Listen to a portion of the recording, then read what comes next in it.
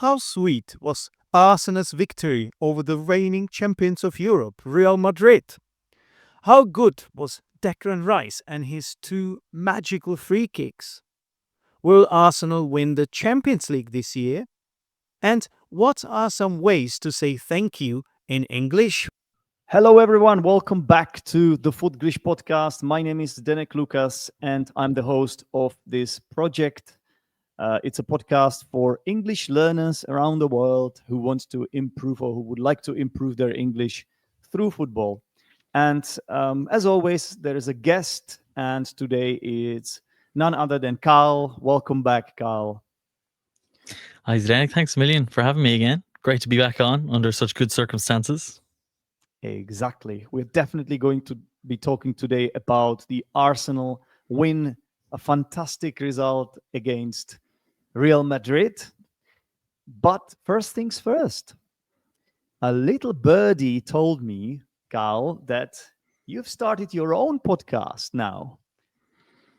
Yes, this is true. This is true, Zdenek. After many years of threatening to set up our own podcast, fearing for what people might actually think of us when they hear our football views that we usually keep behind closed doors.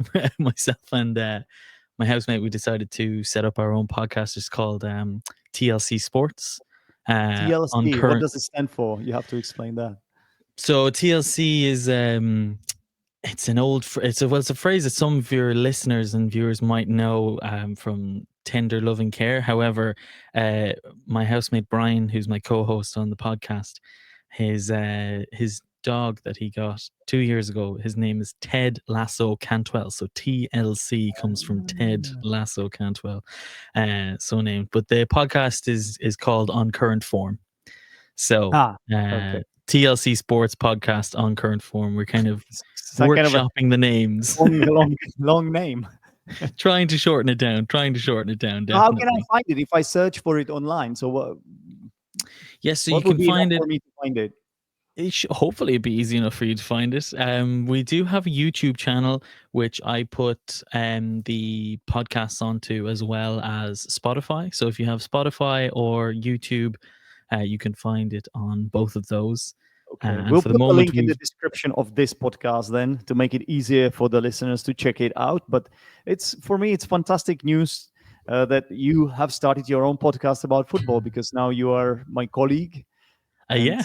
that's great. So you will have even more insights than you normally do about football games. So that's why it's a great opportunity to have you here again. And I think you know what we're gonna talk about. That magical night. I wonder. I wonder too. That magical night that we all witnessed. I don't know if all of us, but those of us that follow football, follow English teams, and definitely if you are an Arsenal fan like the two of us, you will have known about Arsenal beating Real Madrid 3-0 at home in the Champions League quarterfinal. How does that sound, Carl? Oh, music to my ears, Zdenek, is what it is. It's absolutely fantastic. I have to say, beforehand, I wasn't overly confident that we could, score that many goals, certainly. But my God, just by far the best European night I've seen under Arteta, and maybe even under Wenger or previous over the last 10 years at least. I can't remember a better night. Honestly, such a I don't know what makes it even better is the fact that we beat the reigning champions, right? So they are the ones who have been winning it so many times in the last decade. I don't know how many times, at least 5 times, maybe 6 or something. Yeah, it's 6 of the last 11 they've won. Oh my goodness, right? And now they won it again, right? Last year. So beating such a team in such a manner, in my opinion, as well, because you know what can happen sometimes if you have a bad day in the office, right? Like, it's football. You play well, you have like 20 chances and you score no goals, and then the opponent has one half chance and they score. It happens in football. We've seen it before. It wasn't the case, was it? It sounds an awful lot like a lot of Arsenal games so far this season. Smash and grabs, yeah. Yeah, Yeah. a lot of chances created by us, but not necessarily putting away the chances created. But this was a deserved victory, wasn't it? 100%, 100%. I can't remember the last time we were this dominant against this quality of a side. You know, perhaps Exactly. Manchester City game, um, where we won 5-1, but even that was an outlier. Before that, I can't remember. Mm. Just from front to back, I mean, I'm sure we'll go on to heroes of the week at some point, but there's so many to choose from, so many different, players that stood out from their performances. That just, yeah, it was just fantastic to watch from front to back. Exactly. Well, we have to mention especially one name. Declan Rice scored 2 world-class free kicks, right? So I think we haven't seen converted free kick from Arsenal since maybe 2021 or something. 2021. Martin Yeah, Odegaard scored last time, so like so many years, even so many games without us scoring a free kick, and then Declan Rice, of all people. I mean, he is good. He has been taking corners, right? But I didn't know that he was that good. yeah. Like when he first arrived, and like talking to some West Ham fans, they said, what you see from Declan Rice physically is obviously quite apparent what you're going to get from him. Yeah, Someone who's very strong, tall, is able to drive with the ball at his feet. But certainly something that a lot of them had said to me was that he is so technically gifted from dead ball situations. yeah. And it's amazing that he hasn't, been our free kick taker up until now, at least those direct free kicks up until now, if I that's what think, he's had in his locker, yeah, I think he's going to be the free kick taker for the rest of the season, at Probably least a good idea. maybe even beyond that now. After this, Definitely. it's the type of shots that the goalkeeper really can't save. Even the goalkeeper of the qualities of Courtois. Oh, yeah. I mean, and I think that kind of adds to it as well. The fact that it's, Thibaut Courtois in goal. Like we often see, if you ever look at your YouTube compilations of the best free kicks ever scored, and, a lot of the time the keeper maybe doesn't position himself in the best way. It's often a great strike, but, Thibaut Courtois is a top rated keeper, one of the best in the world. Mm. And to do that not once, but twice, was simply incredible. Now, I saw a lot of pundits afterwards, kind of saying that there should have been 5 in the wall for the first one, which meant that he wouldn't have been able to go around.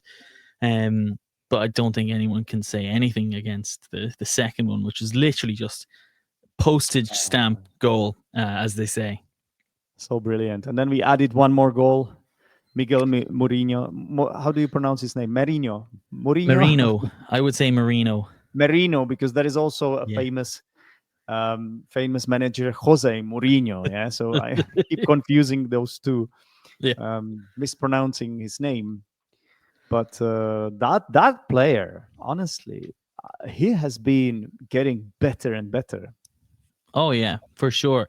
And it's one of those things where Arteta has said in numerous interviews that like Marino knows that it's obviously not his position that he's playing in, but he's filling in, he's doing a job, and that he's like learning all the time. He's always asking questions. He always wants to know how can he improve himself and do better. And maybe his movement for the goal wasn't the typical number 9 in the box movement, but his instincts kicked in, and whether it was, I don't know, it could have been a set play that they had been working on from before, but certainly not something I would have always thought, those situations you'd see the likes of our attackers in years gone by, the likes of Olivier Giroud would always be darting towards the front post or the back post to kind of nick it in at the back post. But yeah, just dropping off, and the contact that he got on the ball as well was incredible.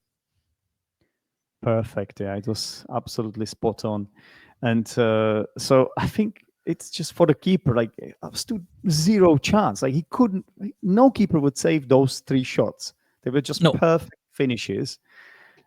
And then on top of that, Arsenal had a lot of other chances that the keeper saved. Like, he was one of the best players of Real Madrid, I thought, on the night. he had a great time.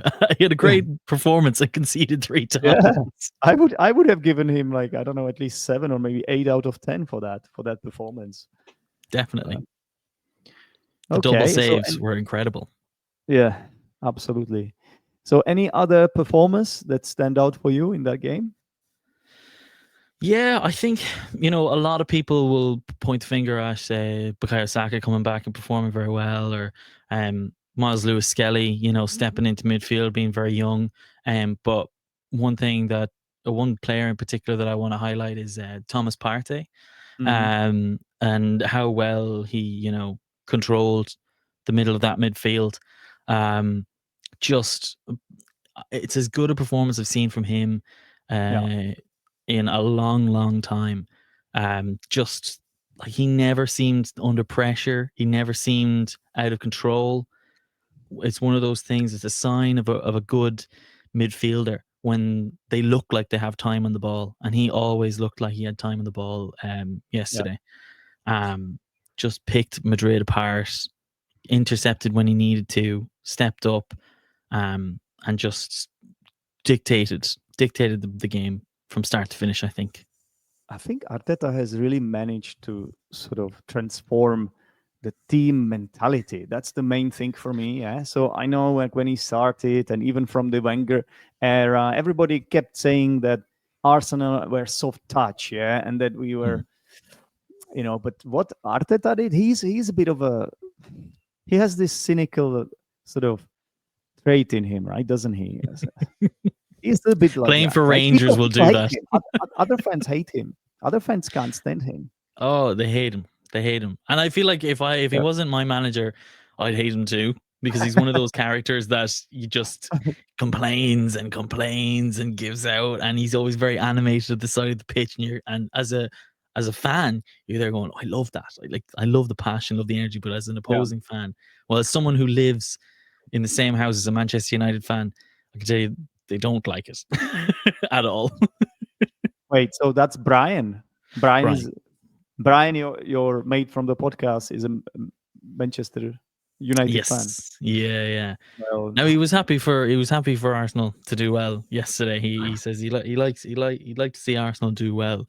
Which that's a I'm good trying not to attitude. look at as a kind of condescending, like, oh, you're doing very well, That's a good attitude, especially considering that you don't like to see Manchester United do well. Oh, not at all. Not at all. I can tell. I know.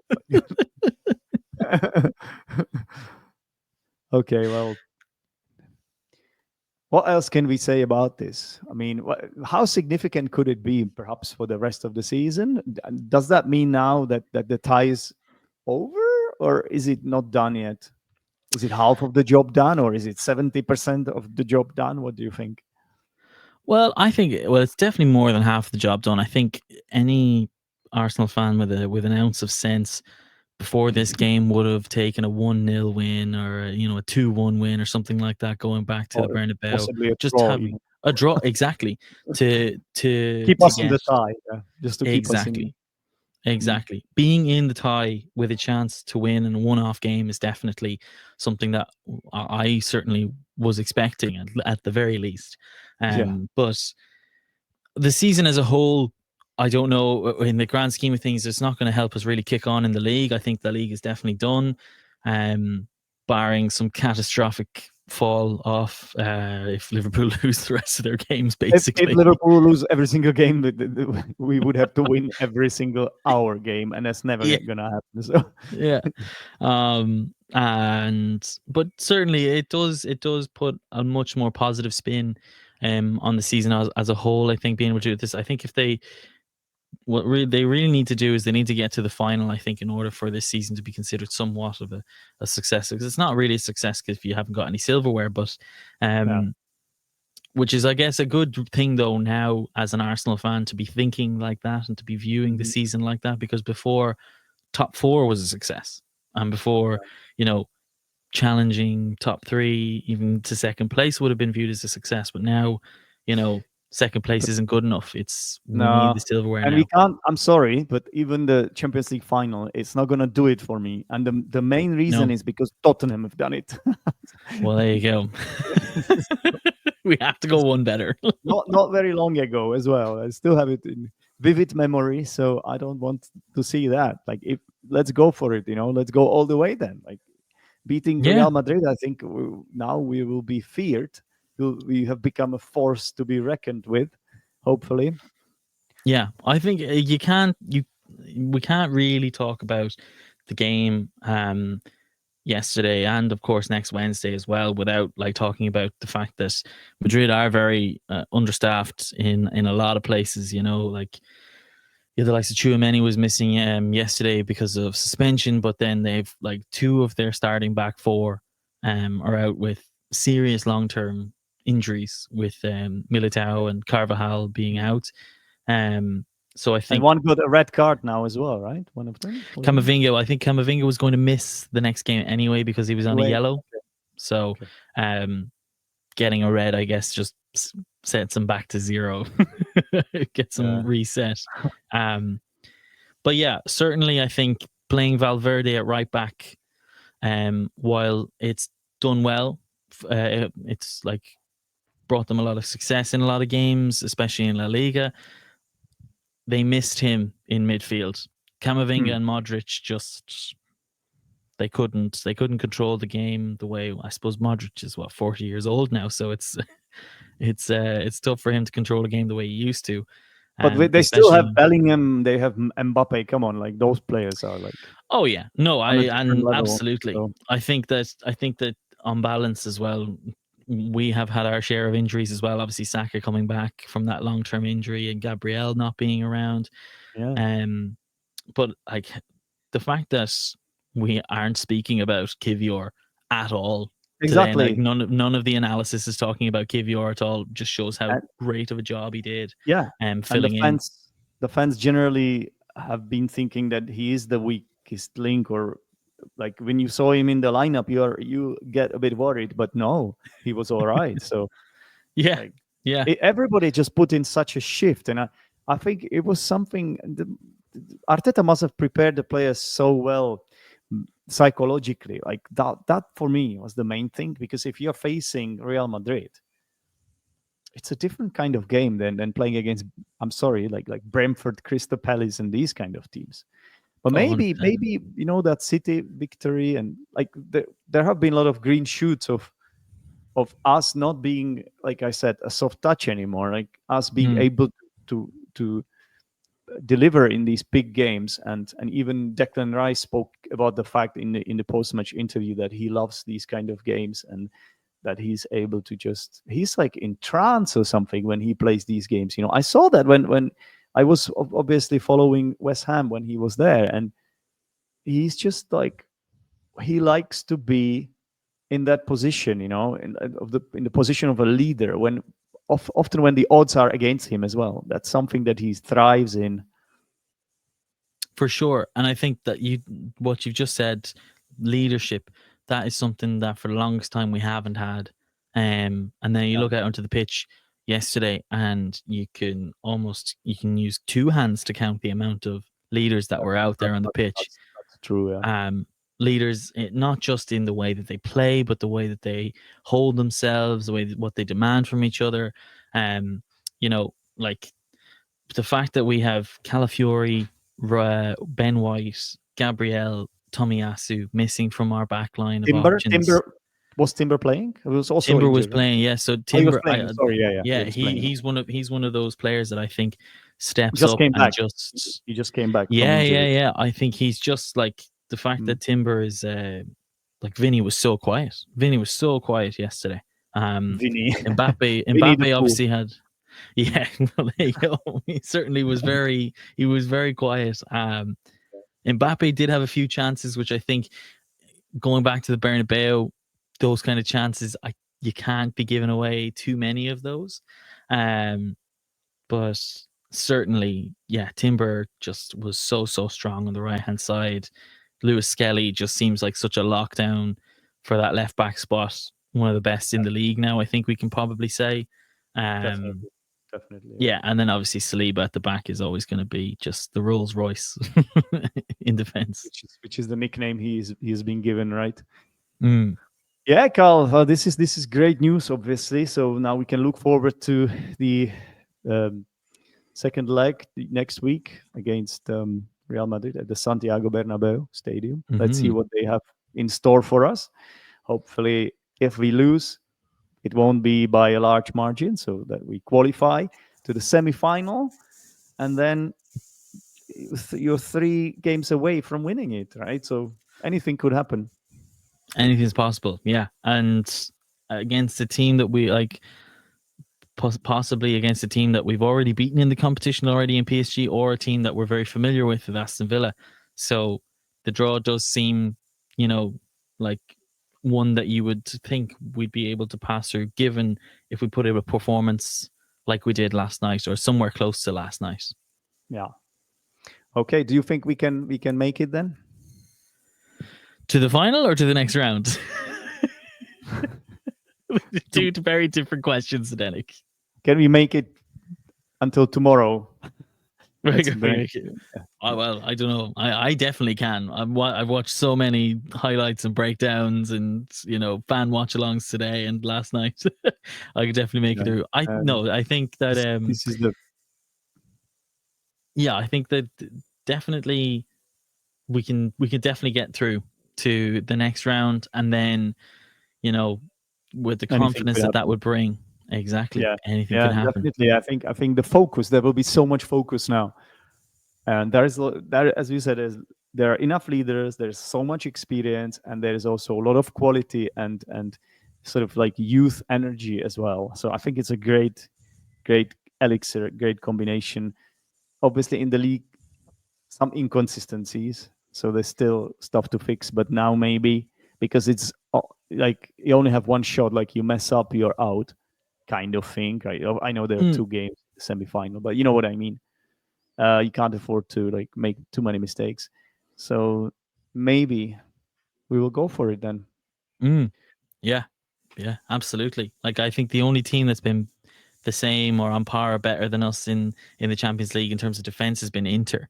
And they obviously did a number on Bayern, but in a knockout tournament, having such a strong defense like that is always going to give you a chance, because if you don't concede too many, you don't need to score too many to win.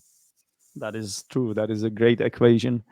Thank you for all your mathematical knowledge that you bring to this podcast, Carl. It's a real It's been Michael lovely. Owen take. lovely to have you on the podcast again, and all the best to you, Arsenal, and to your new podcast as well. Thanks very much today. Thanks for having me, as always. You're very welcome. Take care. Welcome back to the Language Corner. Did you miss me? Well, the Footglish podcast is back. I don't know if you missed the Footglish podcast. Basically, you can always let me know in the comments on the YouTube channel, on the Teachers Zdenek YouTube channel, where these episodes get published as a video. Obviously, this is a podcast, so there is also an audio version. Whichever version you prefer, one thing is for certain, and that's the fact that there is always the Language Corner, which is the part of the show where I go through some language which appeared in the episode and I clarify it. Because I'm an English teacher, so it is my job actually to do that. And hopefully, you will be able to come along for a ride. You will be able to benefit from it as English learners, and you learn something new. That is the idea. The idea is that you develop your listening skills, because everybody needs a lot of exposure to English language, different accents, and it should be different topics. But let's be honest, if it's your passion, the thing that you're really interested in, and I hope so, I hope that you are into football, then I think you learn a little bit faster, because you don't consider it hard work. It all comes to you naturally because you're enjoying yourself. Hopefully, that's the method to the madness. Basically, that's the idea of this podcast. Hopefully, it works. I'm pretty sure it does. I have studied this stuff in university as well, so it should work. But let's talk about some ways we can say thank you in English. At the beginning of the podcast, I welcomed my guest Cathal to the Footglish podcast, and his response was, "Thanks a million for having me back on," which means thanks or thank you for inviting me onto the podcast again. He said thanks a million, which is a nice little expression, a nice little way to say thank you. Another one, of course, is thanks. That's, I guess, more informal and kind of friendly sounding and very short as well, right? You can, of course, always say thanks a lot. And then another one that is a little bit more formal, and I often see it at the end of emails, is many thanks. This one is more formal and definitely kind of British. My favorite way of saying thank you, however, is cheers, which is a word that can be used for a lot of things. For example, when you're having a toast, when you have, some pints of beer, and before you drink, you say cheers, right? But also, it's used in British English to say thank you. So if you buy something in a shop, or a waiter brings you your meal in a restaurant, you can just say cheers. And there's one more, which is also informal, like cheers.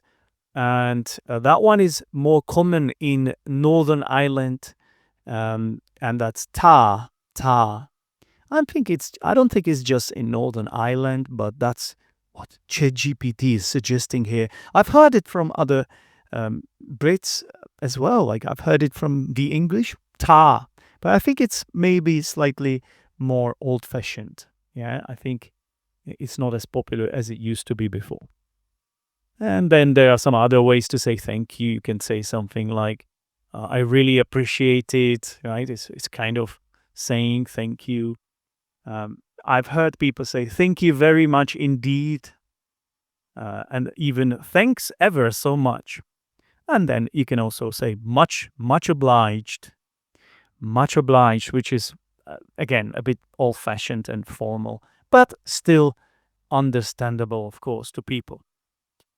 Okay, well, I hope this episode has been useful. I hope you learned some new ways to say thank you. And I think the main idea of this episode, of course, was to talk about Arsenal and their fantastic win over Real Madrid.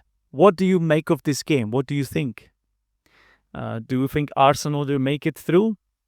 Please let me know in the comments. And I can't stress this enough, how important comments are for this podcast. You may have noticed that I haven't published many episodes lately. You know why? Because I have been a bit, let's say, lazy. I was feeling a bit lazy. And one thing is for sure, if I saw more comments from you, more likes, it would push me more. So please give me some feedback, because then I will have more motivation to keep going, right? That's the idea. And if you want to give me even more motivation, you could even support this podcast on my Hero page. You will find everything in the description of this episode, including a link to Carl's YouTube channel where you can find his podcast. Okay, that's it from me. Thank you very much, and speak to you soon. Take care. Bye-bye. Cheers.